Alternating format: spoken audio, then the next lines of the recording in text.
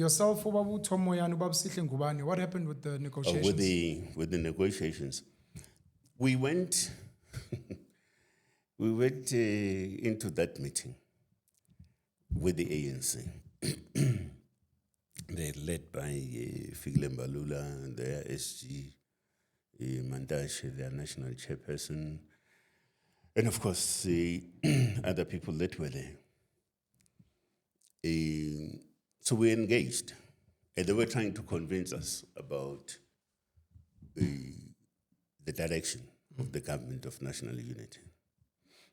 So in the main, we raised two things. We said to them, look, one, firstly, you are hoodwinking people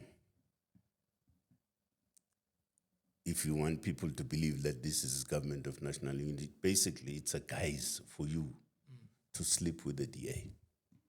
And in a sense, you're ganging up against Africans and black people in general. Yeah. That's what you're doing.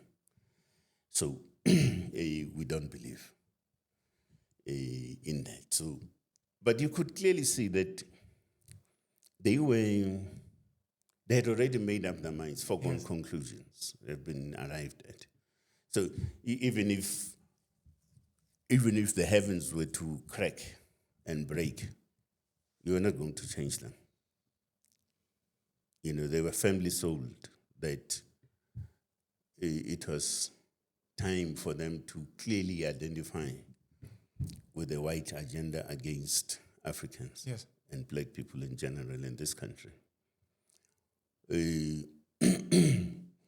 So some of the things that we identified was to say, look, there has got to be a common perspective on the basis on which you combine forces. You know, I'm not talking about the 100% of what you represent and 100% of what I represent. There could be a variance or some variations of sorts, but at least, you know.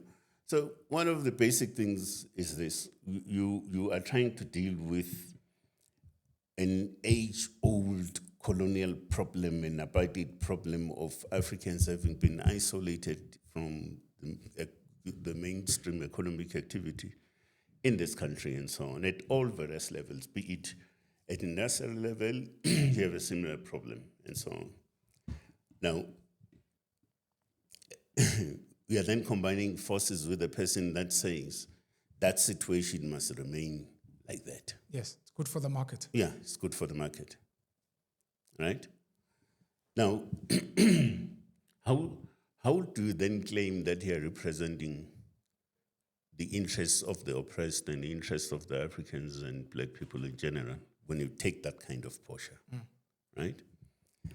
So they couldn't answer that. The second thing that we raised, by the way, I must also say, I was leading that delegation, sorry.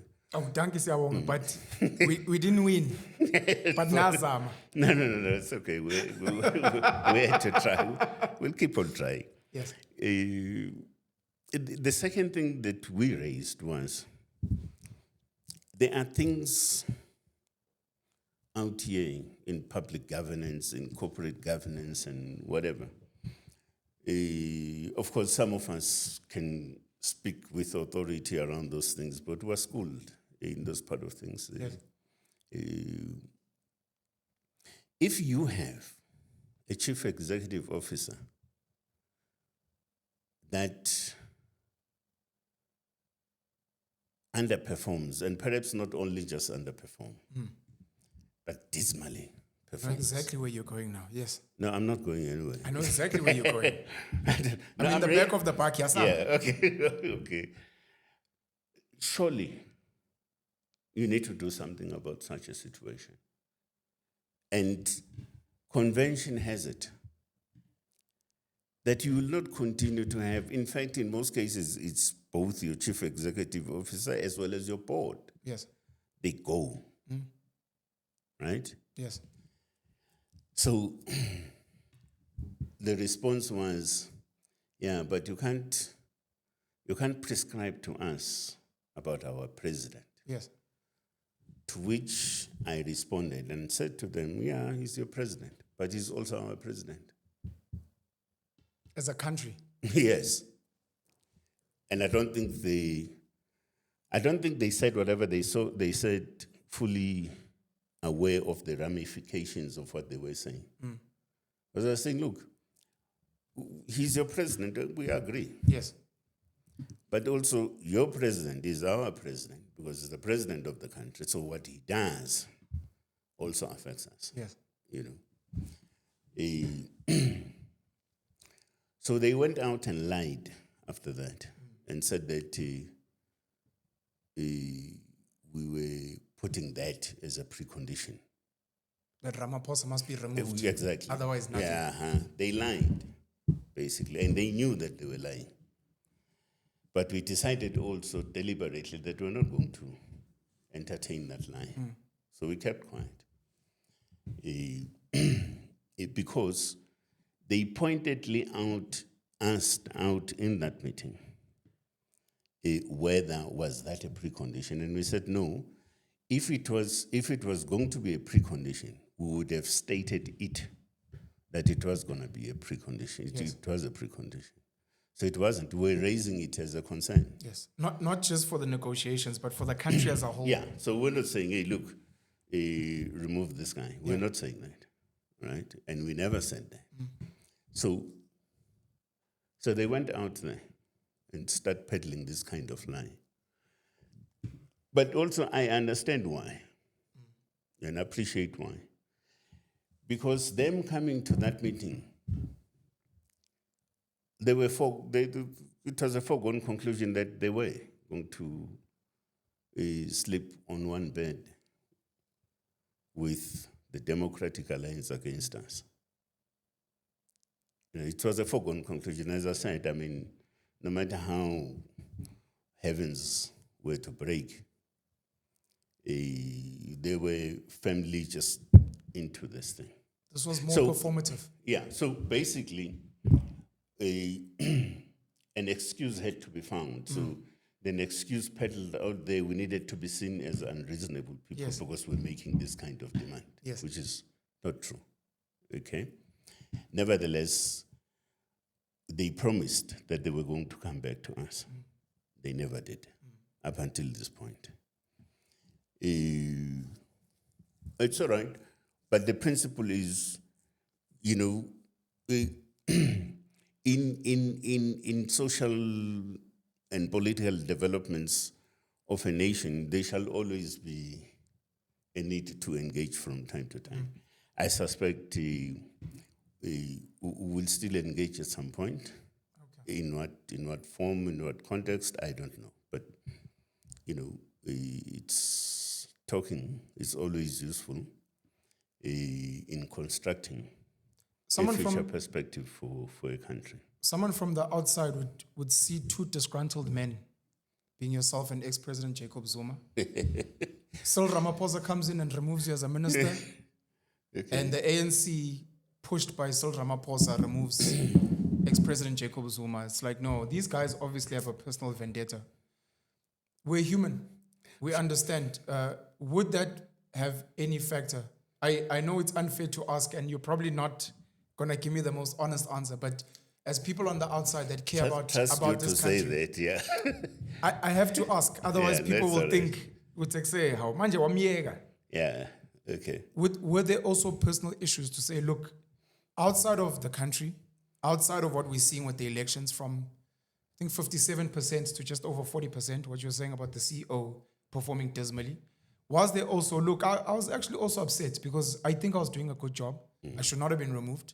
Ex-President Jacob Zuma was obviously hemorrhaged by the market because the market serves an agenda.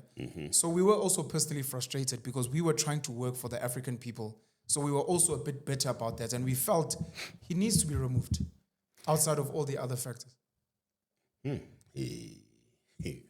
Where's the... Sometimes you must flip these questions when you ask them.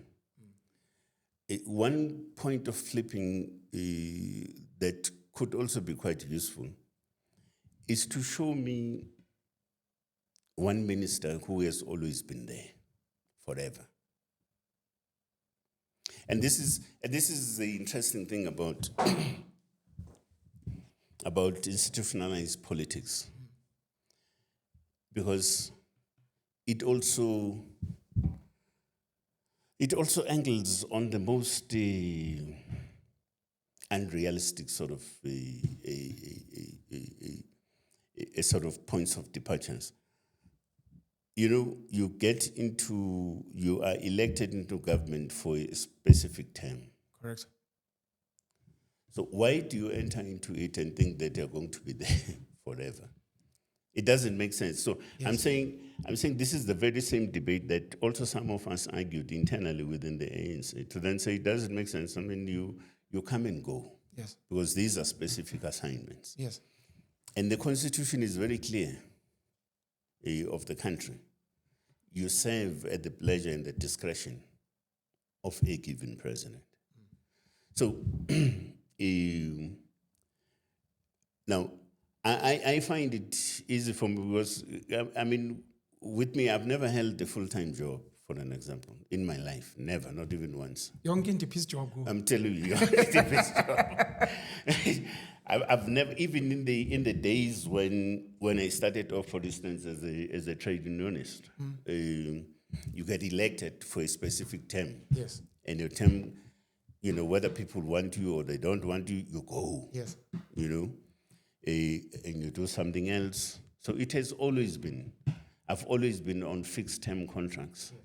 You know, so for me, there is nothing new. So if you want me today, you want me. If you don't want me, the following day you don't want me. It's all right. That's it. So I will not be disgruntled about that. Okay. I will not. Okay.